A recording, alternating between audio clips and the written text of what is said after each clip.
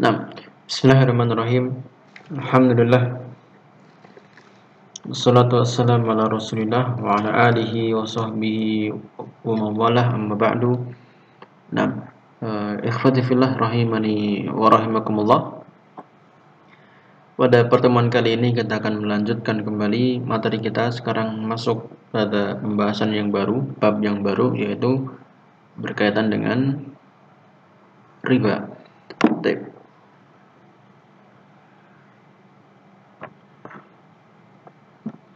Nah, pada pembahasan yang pertama atau materi yang pertama yaitu berkaitan dengan ta'rifur riba. Silakan dibuka PDF-nya yang sudah Ustaz share di Classroom di halaman 16 kalau tidak salah. Nah, riba fil lughah az-ziyadah. Nah, riba secara bahasa adalah az-ziyadah, yaitu ada pertambahan di situ. Baik nanti pertambahan barangnya atau pertambahan waktu serah terima barang. Nah, kemudian riba secara istilah adalah ziyadatu ahadil badalaini al-mutajanisaini min ghairi an yuqabila hadhihi ziyadah iwadun. Nah, riba adalah penambahan pada salah satu jenis barang yang ditukar, pada salah satu jenis dari dua barang yang ditukar yang masih satu jenis. Jadi di sini maksudnya adalah contohnya emas dan emas. Emas ditukar dengan emas yang satu jenis karena satu jenis. Kemudian ada penambahan, ada ziyadah. Jadi salah satu emas tersebut ada yang lebih berat. Misalnya 1,5 gram emas ditukar dengan 1 gram emas, maka ini adalah riba. Min ghairi an yuqabila hadhihi ziyadah iwadun, tanpa ada pengganti dari tambahan ini. Jadi misalnya tadi, misalkan A dan B masing-masing punya emas. A punya 1,5 gram emas, B punya 1 gram emas, kemudian ditukar. B dapat 1,5, A dapat 1 gram emas. Dan selisih di sini, selisihnya kan 0,5. 0,5 gram ini tidak ada iwaknya. Yaitu tidak ada penggantinya. Harusnya ada penggantinya, entah itu dari bentuk uang atau bentuk yang lain. Yang penting bisa mengganti 0,5 ini.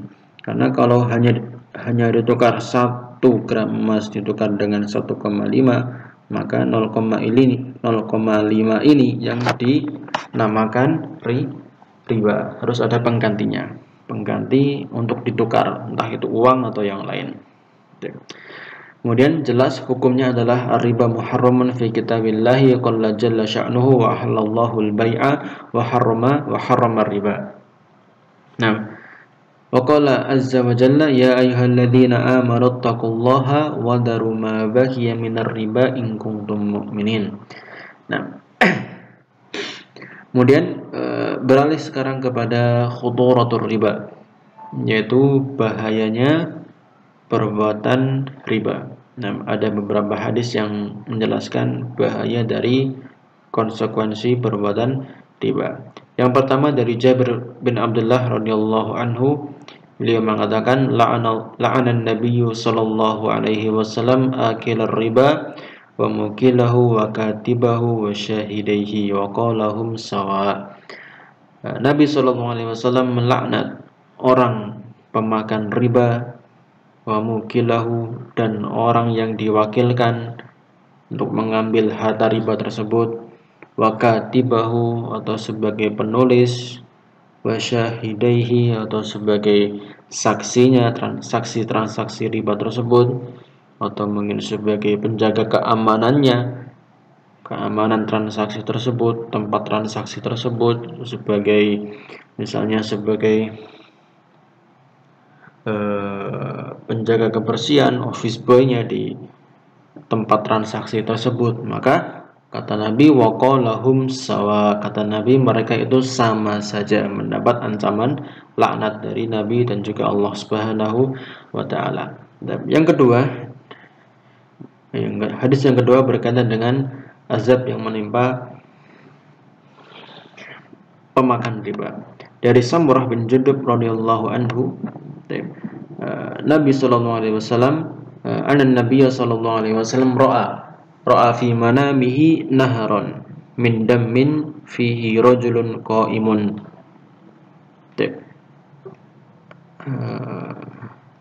Bahwasanya Nabi sallallahu alaihi wasallam melihat dalam mimpi beliau sungai yang berisikan darah. Sungainya sungai darah. Fihi rajulun qa'imun. Dan di situ ada di tengah sungai tersebut ada seseorang yang sedang berdiri ingin berenang menyeberangi sungai tersebut biar terhindar dari aliran darah tersebut. Wa ala syatrin nahri rajulun baina yadayhi hajarah. Kemudian di tepi sungai, tadi kan laki-laki ini ada yang di tengah sedang berenang dan ada yang di tepi sungai. Sedangkan di tepi sungai ada seseorang yang sedang membawa batu. Fa'aqbala ar-rajul alladhi fin nahri. Kemudian laki-laki atau seseorang yang berada di sungai yang sedang berenang menuju tepian sungai mencoba menuju tepian sungai. Fa idza arada ay yakhruj ramahu ar-rajulu alladhi ala syatrin nahri bihajarin fi famihi. Ketika laki-laki yang di sungai ini yang sedang berenang ingin keluar dari sungai tersebut, maka laki-laki yang berdiri di tepi sungai tadi akan melempar orang tersebut yang mencoba keluar dari sungai dengan batu di fami, di mulutnya, pas di mulutnya dilempar dengan batu besar tadi. Faraddahu haitsu kana. Kemudian setelah dilempar hancur mukanya. Setelah itu raddahu, kembali lagi. Wajahnya kembali seperti semula, kemudian dia dikembalikan ke posisi semula di tengah sungai. Faja'alahu kullama ja'a liyakhruj ramahu alladhi ala syatrin nahri bihajarin. Maka setiap kali orang ini mencoba keluar dari sungai, maka laki-laki ini yang berdiri di tepi sungai selalu melemparnya dengan batu, fayarji'u kama kana, sehingga dia kembali ke tengah sungai dan begitu seterusnya sampai ila masyaallah, sampai Allah kehendaki. Fasa'ala Nabi sallallahu alaihi wasallam amman huwa fi nahri dam. Kemudian Nabi bertanya, siapa laki-laki atau seseorang yang berada di sungai tadi? Kemudian jawabannya adalah akilur riba, orang yang memakan harta riba. Kemudian yang selanjutnya dari Abdullah bin Mas'ud radhiyallahu anhu, Nabi sallallahu alaihi wasallam bersabda, "Riba salasatun wa sab'una baban." Riba itu memiliki 73 derajat atau 73 cabang tingkatan dosa. Tingkatan dosa riba memiliki 73 tingkatan. Aisaruha, dan yang paling ringan adalah mislu ayyan kihar rajulu ummahu, seperti seorang yang berzina dengan ibunya. Akhrajahul Hakim. Jadi dosa yang paling ringan dari dosa riba itu adalah seperti orang yang berzina dengan ibunya. Nah, kemudian dari Abdullah bin Hanbalah, Nabi sallallahu alaihi wasallam bersabda, dirhamur riba ya'kuluhu ar-rajulu wa huwa ya'lam. Satu dirham yang dihasilkan dari perbuatan riba yang dimakan oleh seorang wa huwa ya'lam, dan dia mengetahui bahwasanya itu adalah hasil riba, maka asyaddu min sittin wa salasina zaniyatan, dosanya lebih besar dari 36 kali berzina. Nah, ya, sudah kita sebutkan beberapa hadis yang menunjukkan betapa besarnya dosa riba, sampai dosa riba itu lebih besar dari orang yang berzina dengan ibunya. Kita tahu sendiri dosa zina itu sangat besar, apalagi ini dia berzina dengan ibunya, maka tambah besar lagi dosanya. Kemudian lebih besar dari itu, maka riba, dosa riba lebih besar. Maka dari itu, dengan kita mengetahui besarnya dosa dari perbuatan riba, kita harus bisa mempelajari, mengetahui apa saja yang dapat menjerumuskan seseorang kepada perbuatan riba, agar masyarakat kita, keluarga kita bisa selamat dari transaksi riba ini. Nah, kemudian ikhwati fillah rahimani wa rahimakumullah, kita masuk sekarang pada macam-macam riba. Dan riba yang pertama ada riba nasi'ah, atau yang disebut dengan riba jahiliyah, riba yang memang sudah dikenal pada zaman jahiliyah. An-nasi fil lughah at-ta'khiru min az-zaman. Nasi dari kata nasiya, nasi'ah dari kata nasi adalah at-ta'khir, mengakhirkan dari waktu yang sudah ditentukan. Nah, an-nasi fil istilah, kemudian an-nasi'ah secara istilah adalah ziyadatu fi muddatid dain muqabila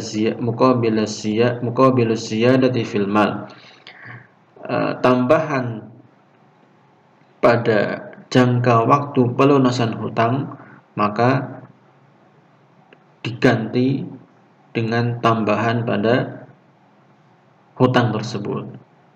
Jadi misalnya seseorang hutang 1 juta, dicicil pembayarannya menjadi 2 bulan, setiap bulan 500.000. Kemudian orang ini telat bayar hutang, kemudian sama si penghutang didenda tiap perharinya misalnya 10.000. Begitu kelipatannya, 2 hari ya berarti 20.000, 3 hari 30.000, dan seterusnya. Nah, penambahan dari jumlah utang yang ditentukan, yang sudah dia pinjam, maka itu yang dinamakan dengan riba, namanya riba nasi'ah. Kemudian hukumnya, ajma'al ulama'u ala tahrimir riba nasi'ah wa huwa riba alladhi kana ma'rufan fil jahiliyah. Para ulama bersepakat haramnya riba nasi'ah, dan riba ini dulu terkenal, sudah dikenal pada masa jahiliyah. Kama urifa berriba al-jali awil wadih, sebagaimana dikenal juga sebagai riba yang jali, yang jelas, dan riba al-wadih yang jelas, sangat jelas riba, perbuatan ribanya di situ.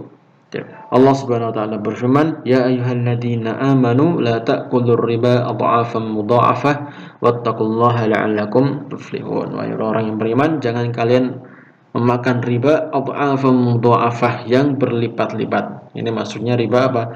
Riba nasi'ah.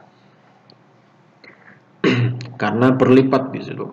Yang tadinya utang 1 juta, karena dia melunasi hutangnya lewat dari batas waktu, didenda jadi 1.100.000 misalnya, 1.200.000, dan yang lain sebagainya.